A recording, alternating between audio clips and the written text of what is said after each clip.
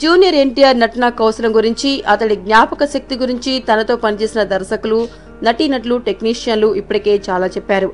ఇప్పుడు కొత్తగా ఆ జాబితాలోకి దర్శకుడు కెఎస్ రవీంద్ర కూడా చేరాడు.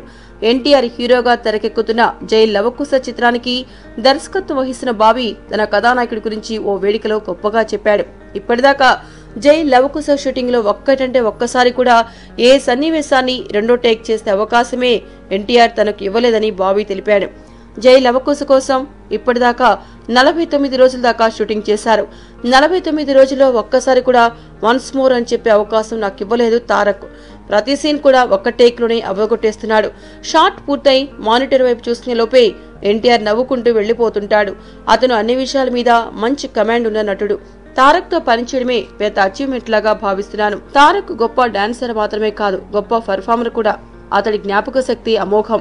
నేనెప్పుడో 3 నెలల కిందట కథ చెబితే అందులోని ఏ సీన్ అయినా సరే వెంటనే గుర్తు తెచ్చుకొని దాని గురించి వివరంగా చెబుతాడు అంటూ తన హీరో మీద పొగడ్తలు గుప్పించాడు బాబీ. మరి ఎన్టీఆర్ గురించి ఇంతగా చెబుతున్న బాబీ అతడిని ఎలా ఉపయోగించుకున్నాడో, జై లవకుశను ఎలా మలిచాడో చూడాలి.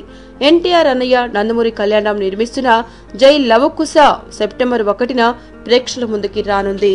ఏంటండి, వీడియో నచ్చిందా? అయితే ఓ లైక్ వేసుకోండి, లేదంటే ఓ కామెంట్ చేయండి. ఎప్పటికప్పుడు మా వీడియోస్ చూడాలంటే సబ్స్క్రైబ్ చేసుకోండి.